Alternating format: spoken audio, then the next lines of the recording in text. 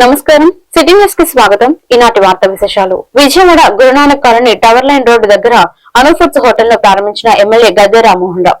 ఈ సందర్భంగా ఎమ్మెల్యే గద్దె రామ్మోహన్ రావు నిర్వాహకులు లక్ష్మి మాట్లాడుతూ, చిన్నప్పుడు అమ్మమ్మ నాయనమ్మ చేతి వంటలు ఎంత రుచిగా ఉంటాయో ఇక్కడ కూడా అలాగే ఉన్నాయన్నారు. హైదరాబాద్ వెళ్లేటప్పుడు 7 హోటల్ ఎలా ఉందో ఈ అను ఫుడ్స్ హోటల్ కూడా అలాగే ఉందని, వంటగదిలో అన్నిటిని చూడటం జరిగిందని, ఇక్కడ ఉన్నటువంటి పుల్లట్లను రుచి చూశాను, చాలా బాగున్నాయన్నారు. ప్రతి కుటుంబంలో ఒక ఎంటర్ప్రీనర్ ఉండాలనేది చంద్రబాబు కళ అన్నారు. మా హోటల్ ప్రారంభానికి విచ్చేసిన ఎమ్మెల్యే గద్దె రామ్మోహన్ రావుకి ధన్యవాదాలు తెలుపుతున్నానని, పాతకాలం నాటి పుల్లట్లు గారెలు తయారు చేయడం వల్లే నేడు సక్సెస్ అయ్యన్నారు.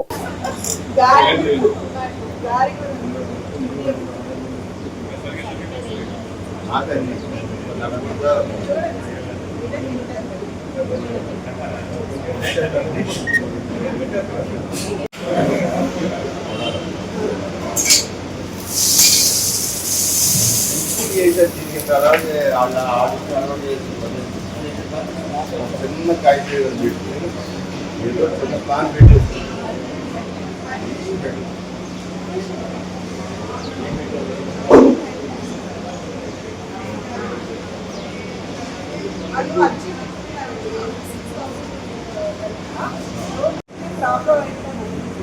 ఏంటి బాబు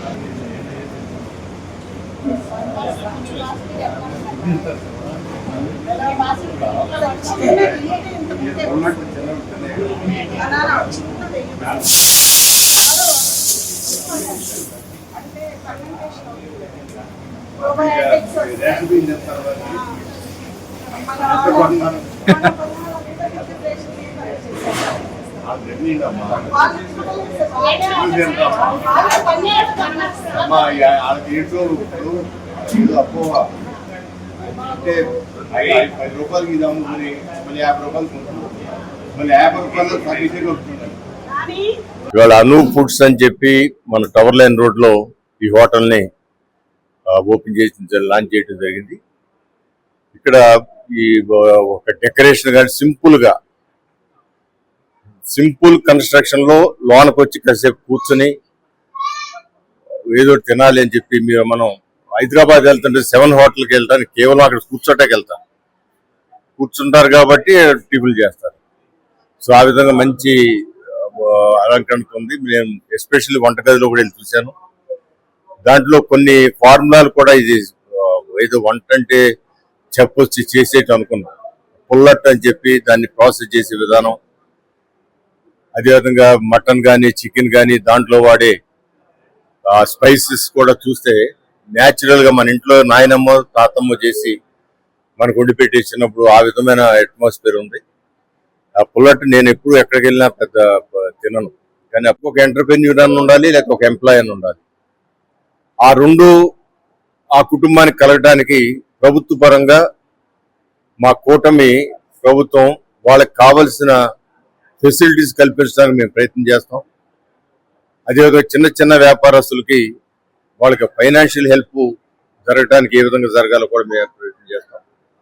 కానీ యువత కానీ లేకపోతే ప్రతి కుటుంబాలు కూడా ముందుకు వచ్చి ఇలాంటి వ్యాపారాలు స్టార్ట్ చేయండి అని చెప్పి ప్రత్యేకంగా డాక్రా గ్రూపుల్ని ప్రత్యేకంగా తీసుకుని వాళ్ళని అభివృద్ధి పరచడానికి, వాళ్ళు స్వయం శక్తితో ముందుకు వెళ్ళడానికి చేసే కార్యక్రమాలు కానీ ఇవన్నీ కూడా ఎంతో ముందుకు వెళ్ళటం వలన ఇవన్నీ చక్కటి విధానంలో ముందుకు వెళ్తా ఉన్నాయి. నా దగ్గర కంప్లీట్ గా పాతకాలం పద్ధతి పుల్లట్లు, గారి వీటి వల్ల నేను సక్సెస్ అయ్యాను. ప్రతిదీ నా దగ్గర చేసిన మసాలాలు, కారాలు, పసుపులు ఇవే వాడతాను. బయట ఏ ఐటమ్స్ వాడను. ఈ రోజు మన ఎమ్మెల్యే గారు గద్దె రామ్మోహన్ రావు గారు వచ్చి మళ్ళీ ఇది కొత్తగా ప్రారంభించడం జరిగింది. అందరూ ఆదరిస్తారని కోరుకుంటున్నాను. ఒకటే అండి, ఒకటి క్లోజ్ చేసాము, అది ఇంకొకటి స్టార్ట్ చేసాము. దానికోసం ఇది పెద్దగా స్టార్ట్ చేసాం అంతే. మా దగ్గర పుల్లట్టు నాటుకోడి, పుల్లట్టు మటన్ కర్రీ, పుల్లట్టు చికెన్ బాగా తింటారు. యూత్ కూడా బాగా ఇష్టపడతారండి. పుల్లట్టు విత్ ఇది ఎగ్ పుల్లట్టు, డబుల్ ఎగ్ దోశ, గారి, పాతకాలం నాటి క్రిస్పీగా ఉండే గారి ఉంటాయి మా దగ్గర. అన్ని రీజనబుల్లేనండి. అందరూ వచ్చి ఎంజాయ్ చేయొచ్చు. పల్లెటూరు వాతావరణం లాగా ఉంటుంది మా దగ్గర. ఎక్కడో వెళ్ళి పల్లెటూరులో వెళ్ళి అమ్మమ్మల ఇంట్లో నానమ్మల ఇళ్లలో తిన్న ఫీలింగ్ వస్తుందని అంటున్నారు అందరూ. బిజీ లైఫ్ లో కొంచెం వచ్చి రొటీన్ గా ఉంటుంది కొంచెం. ఈ రోజు ఓపెనింగ్ వచ్చిన ప్రతి ఒక్కరికి అభినందనలండి. చదరంగం క్రీడ ద్వారా విద్యార్థులకు మానసిక శక్తితో పాటు చురుకుదనం, విద్యలో ప్రతిభ తదితర మానసిక ఉల్లాసం పెరుగుతుందని అకాడమీ కోచ్ గంజి యోహాన్ అన్నారు. ఏలూరు నగరంలోని సిద్ధార్థ క్వెస్ట్ పాఠశాల నందు ఈ రోజు 3rd AP state under nineteen open rapid chess tournament 2026 క్రీడా పోటీలు Abraham and Garry Kasparov chess academy ఆధ్వర్యంలో నిర్వహించారు. ఈ సందర్భంగా చెస్ అకాడమీ కోచ్ గంజి యోహాన్ మాట్లాడుతూ రాష్ట్ర వ్యాప్తంగా చదరంగం పోటీలలో 112 మంది విద్యార్థులు పాల్గొంటున్నారని తెలిపారు. ఈ సందర్భంగా క్రీడల్లో ప్రతిభ కనబరిచిన విద్యార్థులకు 25,000 రూపాయల వరకు ప్రైజ్ డిస్ట్రిబ్యూషన్ ఉంటుందని తెలిపారు.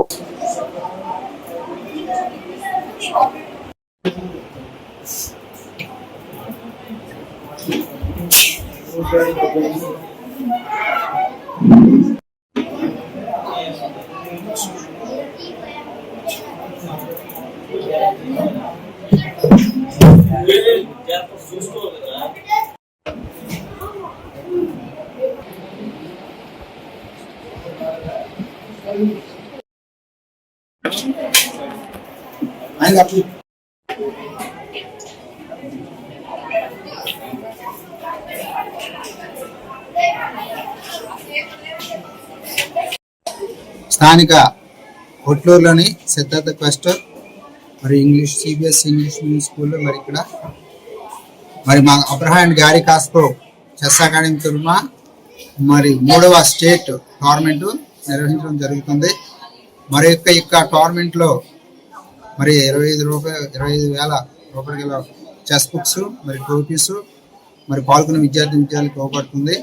అలాగే టాప్ 10 ప్లేసెస్ ఏజ్ గ్రూప్స్ ఇవ్వబడుతుంది.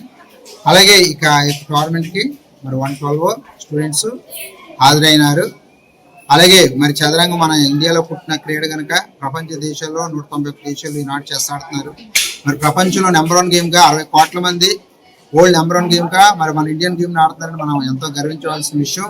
అలాగే మన భారతదేశంలో పుట్టిన క్రీడ మరి ఇతర దేశాలకి మరి అనేక మంది మనకి ఇప్పుడు గుకేష్ వరల్డ్ ఛాంపియన్ అయిన మన దేశంలో విశ్వనాథన్ ఆనంద్ తర్వాత మరి వరల్డ్ కప్ విన్నర్గా దివ్య దేశ్ముఖ్, ప్రజ్ఞానంద, తెలంగాణ నుంచి కూడా మరి దీవిత్ రెడ్డి అండర్-8 వరల్డ్ ఛాంపియన్ గా, చార్వి మరి బోధన శివనందన్ అని మరి అనేది గొప్ప గొప్ప క్రీడాకారులు చదరంగంలో నుంచి ఉపయోగించారు. మరి నాడు 94 గ్రాండ్ మాస్టర్ మన ఇండియా త్వరలో మరి సెంచరీకి చేరువవుతున్నారు.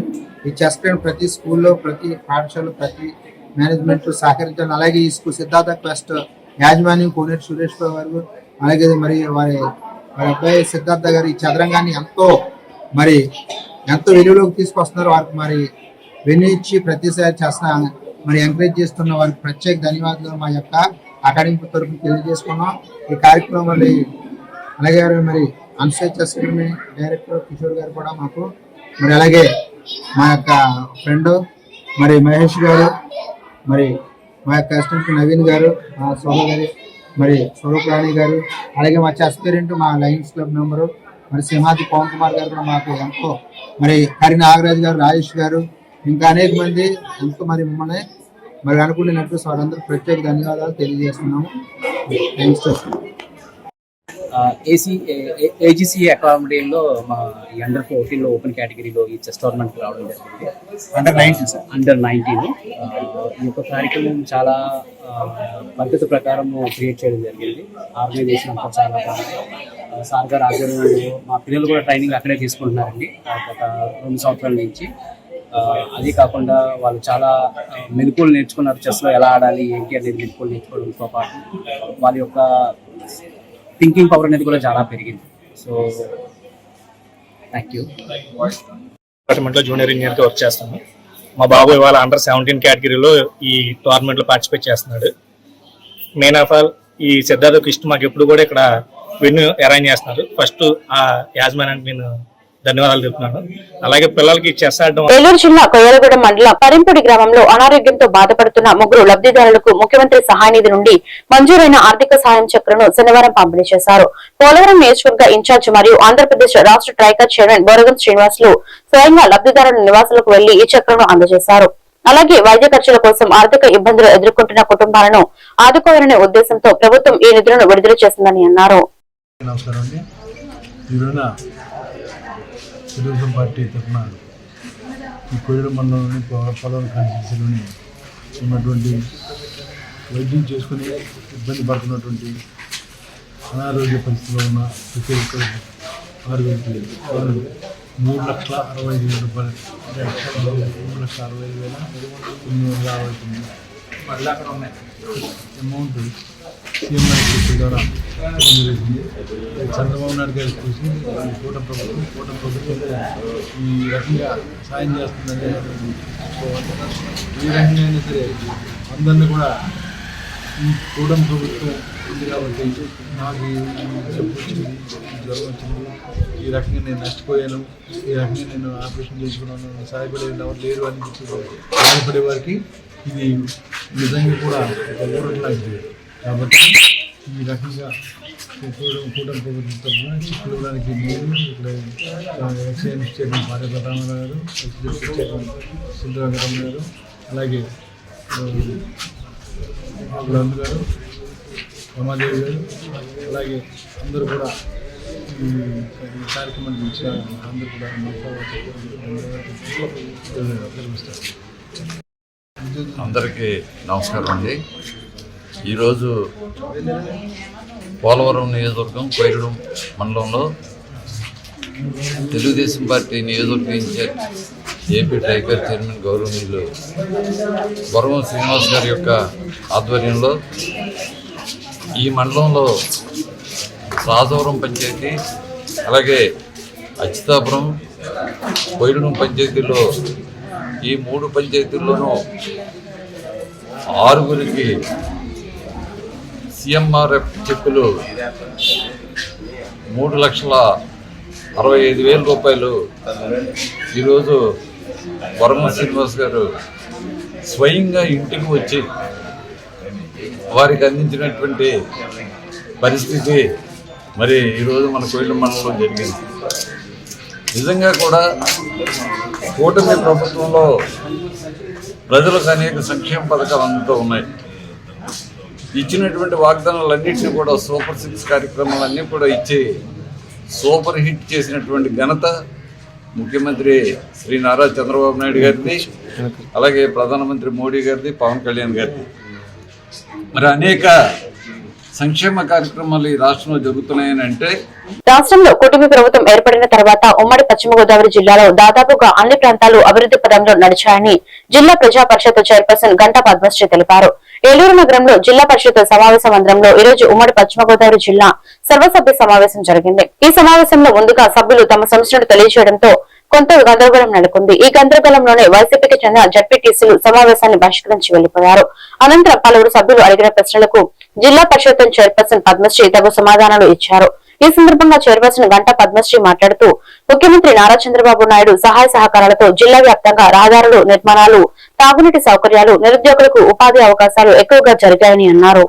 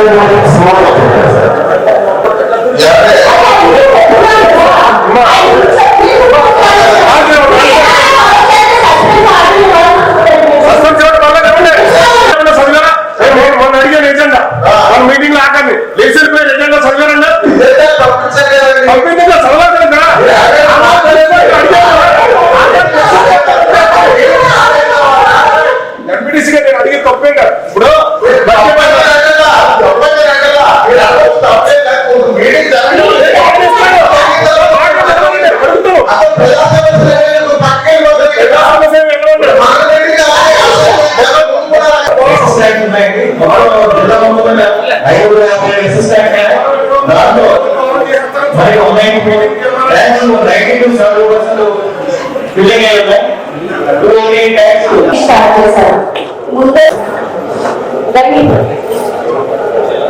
3 జిల్లాల నుంచి కూడా వచ్చేసారు ఒకసారి.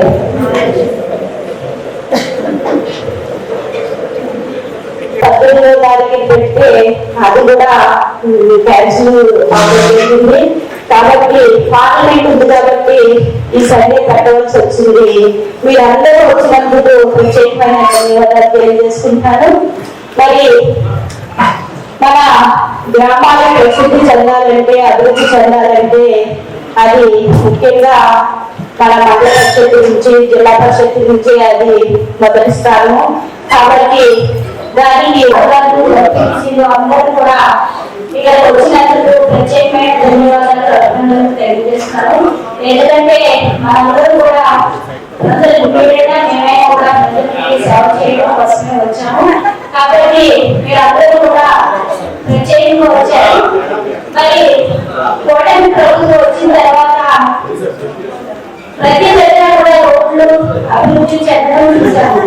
మన గాంధీజీ కథల కన్నా ప్రభుత్వం కావాలి, గ్రామాలు పొట్టుగోళ్ళలో ఉండాలని అనుకుంటారు. అది ఎక్కడికి సాధ్యమంటే ఒక మండల పరిషత్ నుంచి, ఒక జిల్లా పరిషత్ నుంచి అది సాధ్యం అవుతుంది.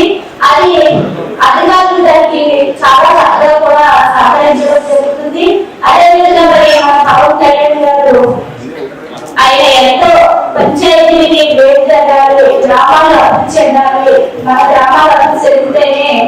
ఏలూరు జిల్లా నూజివీడు నియోజకవర్గం నూజివీడు పట్టణంలో ఆర్ఆర్పేటలో ఆదివారం ఒడ్డు ఓబన్న విగ్రహాన్ని రాష్ట్ర గృహ నిర్మాణ మరియు సమాచార శాఖ మంత్రి కొలుసు పార్థసారథి మరియు BC welfare ministers S Savitha ఆవిష్కరించారు. ఈ సందర్భంగా మంత్రి కొలుసు పార్థసారథి విలేకరులతో మాట్లాడుతూ బలహీన వర్గాల సంక్షేమ శాఖ మంత్రి సవిత చేతుల మీదుగా ఒడ్డు ఓబన్న విగ్రహాన్ని ఆవిష్కరించడం తమకు సంతోషంగా ఉందని మంత్రి అన్నారు. ఒడ్డు ఓబన్న ఒక స్వతంత్ర సమరయోధుడిగా, బలహీన వర్గాల నాయకుడిగా ఎంతో పేరు ఉన్నప్పటికీ చరిత్ర ఆయన పేరును పుస్తకాల్లో గాని చరిత్రలోను గాను ఎక్కడా ప్రస్తావించలేదని, అందుకే ఒడ్డు ఓబన్న గురించి ఎక్కువ మంది ప్రజలకు తెలియదని, ఒడ్డు ఓబన్న చరిత్ర బయట పెట్టలేకపోవడం చరిత్రకారుల తప్పిదంగా మంత్రి అభిప్రాయపడ్డారు. వచ్చిన 18 నెలల్లోనే చూపించిన అభివృద్ధి ప్రదాత మన ముందు బిడ్డ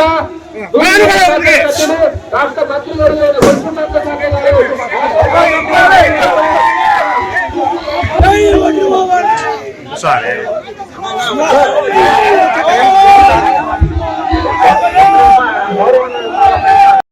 మన గౌరవ మంత్రివర్యులు కొలుసు పార్థసారథి గారిని, అలాగే మన రాయలసీమ ముద్దు బిడ్డ అయిన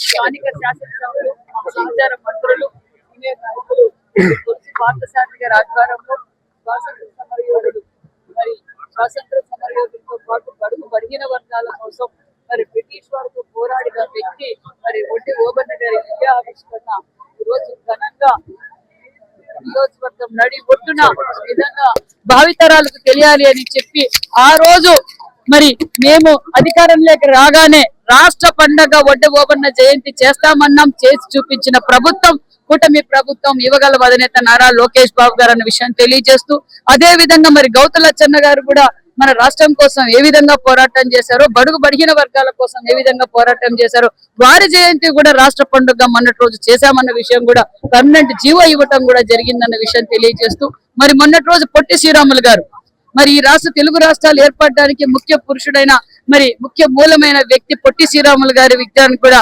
మొన్నటి రోజున 58 అడుగుల కాంస్య విగ్రహాన్ని కూడా మనం ఆవిష్కరించాం. ముఖ్యమంత్రి చేతుల మీదుగా అంటే స్వాతంత్ర సమర యోధులని స్మరిస్తూ మరి అది భావితరాలకి నాంది కావాలి, భావితరాలు కూడా తెలుసుకోవాలన్న ఉద్దేశంతో ఒక పక్క సూపర్ 6 పథకాలతో పాటు ఒక పక్క రాష్ట్ర అభివృద్ధిని చూపిస్తూ మరి ఏదైతే మేము ఎన్నికల సమయంలో మాట చెప్పామో సూపర్ 6 పథకాలతో పాటు మరి ఈ రోజు రూపకల్పన ఏదైతే 20 లక్షల ఉద్యోగాల రూపకల్పన మేము చేస్తామన్న మా మాట నిలబెట్టుకున్న నాయకుడు యువగల అధినేత నారా లోకేష్ బాబు గారు దేశ విదేశాలు తిరిగి ఈ రోజు పరిశ్రమలు తీసుకురావడంతో పాటు మరి మేము చెప్పినట్లుగానే మెగా డిఎస్సి అన్నాం, మెగా డిఎస్సి చేసి చూపించిన నాయకుడు మళ్ళీ మరి ఈ రోజు నిన్నటి నూజివీడు పట్టణంలో వడ్డే ఓబన్న గారి విగ్రహాన్ని మా చెల్లి